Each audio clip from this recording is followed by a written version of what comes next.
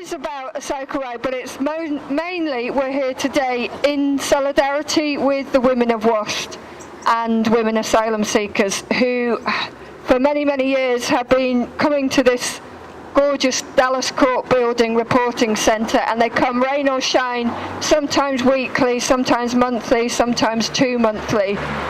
And they do that for years, and many women come and they've been made destitute, which means that their housing has been stopped and their money has been stopped.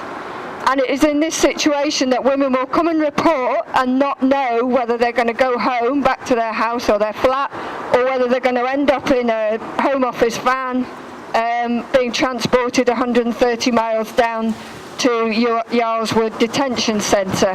It's an absolutely terrifying journey, and as you can imagine, the stress of coming here to report, not knowing whether that's going to happen to you, is, I think, inhumane.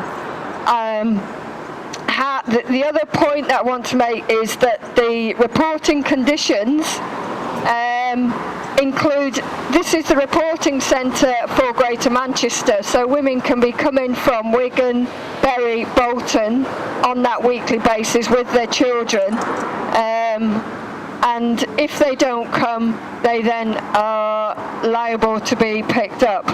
So it is an absolutely terrifying situation, but I'm going to stop there because we have Sophia, who has been through it all and could explain it much better and much more from the heart than I can. Thank you, Sophia. Hi, everybody. Can you hear me? Because I'm quite loud, so I will not talk too loud. Well, I was in detention last year, and I was detained at the same place. And this is my second time in this year when I was being detained. Last year I was being detained for 1 month, and this year I was being detained for 8 days. But because the reason why I was being detained, I was still having my bail review. It was for the 26th of August. But when I come here, I didn't know what going wrong, and then they just said, "Sir, someone wants to see you." And after that, I did already know. If they say, "Sir, someone wants to see you," my whole stomach was upside down. I was getting anxious, and I get panic attacks. And I think my heart started to beat fast. And because I am having high blood pressure, I could get a stroke at that moment, because it was a shock for me, because I wasn't thinking that they will detain me for the second time, because my husband was having a fresh claim and he was also having a judicial review. And unfortunate for me, that Thursday on the 12th of July, they just take me without warning. And I think I went to detention. From here they take me to Pennine House at Manchester Airport, and when I arrived there, the nurse see me because I didn't have any medication. And because I didn't have any medication, they asked me, "Where's your medication?" I said, "I am not getting my medication because I drink my medication in the morning." But then they take me, the nurse checked me out to see my blood pressure was 231 over 118. And that was very, very high. And then the nurse was worried, so the nurse write a letter to the manager to say that they don't have any medical facilities for me there. And I think in the morning when I wake up with severe headaches. I was thinking I'm not going to make it, and my vision started to get blur. And I went downstairs. I said, "I need tablets, please, pain tablets. My head is paining." They said, "No, you cannot have any tablets now. You first need to eat." So, and then I went for breakfast. So they was quite nice looking after me, giving me food. But the nurse tell me, "You will put the complaint because it's a male nurse." And then from there, they said, "You are going to Yarlswood because they have better medical facilities." And I think arriving at Yarlswood, because before I arrived at Yarlswood, they told me they have to go first to Stoke-on-Trent without worrying about my headache. In that time, I could have been at risk for a stroke, but they didn't even consider that.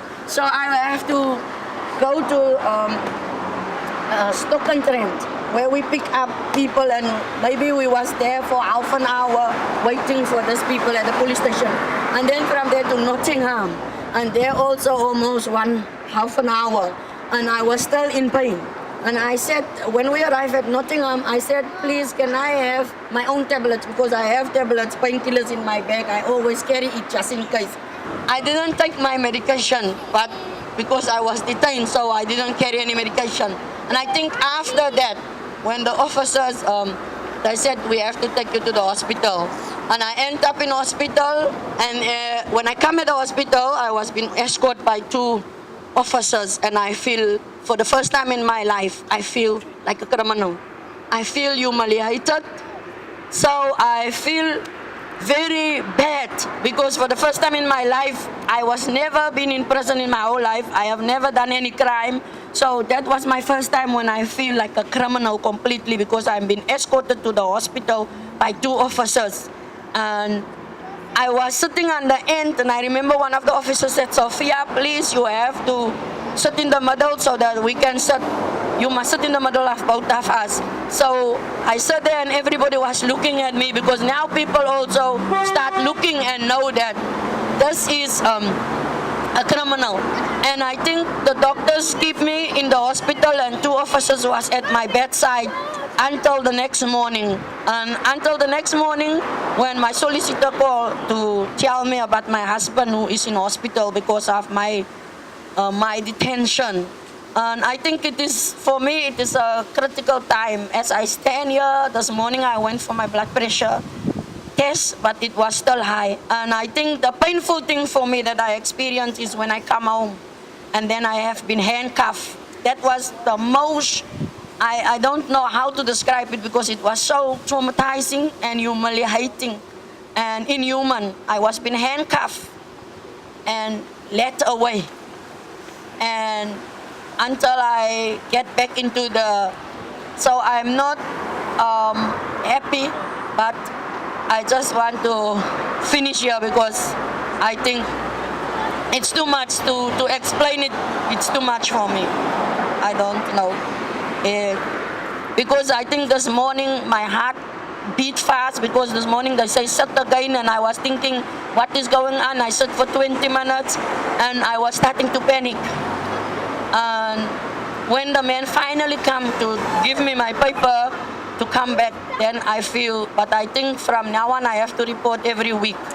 And I think every week I will be in this, I don't know if my heart will take it again, because I feel this morning it was too much for me.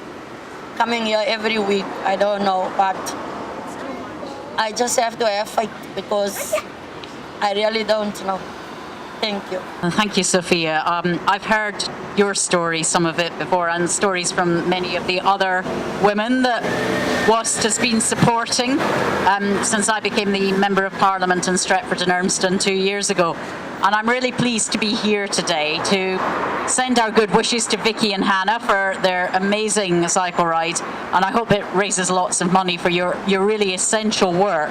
But I hope more than that, it really raises awareness of what women asylum seekers are experiencing and the way in which their lives are lived here, while they're either waiting for a decision or after a decision, but when it's been a decision that they have to leave. And whatever the rights and wrongs of people's cases, we ought to be treating everybody in this country with humanity, with respect, with dignity, and with kindness.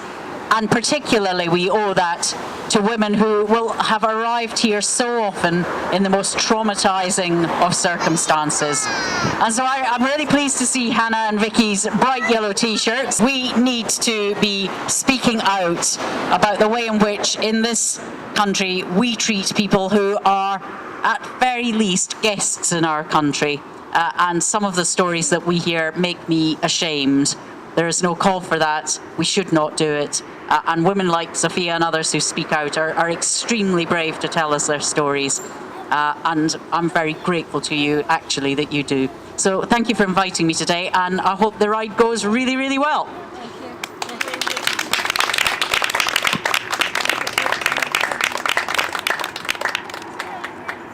Hello. Yeah, I'm from Unite the Union. I'm one of the officers of the branch that many of the WAST members are already members of because of being volunteers. And as a branch and as a union as a whole, we are proud to support WAST. We're sad that we have to do it, but we are proud that we can. And at our union conference this year, we passed a resolution saying that, to campaign on all the issues that have been mentioned already and that WAST has been campaigning on for many years, and that we would work as a union as a whole nationally with groups like WAST, National Coalition of Anti-Deportation Campaigns, and all the other similar organisations to try and force obviously a change in policy now and to put in a much better system, because people come to this country to look for a safe haven. They don't expect to be treated in the way that the countries that they fled from. I want to say thanks to everybody who has supported us with giving donations for the cycle ride. Amazingly, we've already hit the target. I think we've got more than £2,000 in the coffers, so thanks to everybody. People have been really generous. We also wanted to thank Sustrans, the cycling organisation, which is helping with plan the route as we speak. Also Pedal MCR, who have very kindly lent me a bike today. We wanted to thank everybody here from coming down, and especially Kate Green for speaking, and Sophia for speaking. Just to quickly say that the money is going towards the WAST Destitution Fund, and it's something that we all feel very strongly about, that when women are made destitute, it makes them even more vulnerable. And so the money will be to feed women and to get bus fares in order that they can access that food and the support that they give each other at WAST. So thanks to everybody for coming and for supporting us.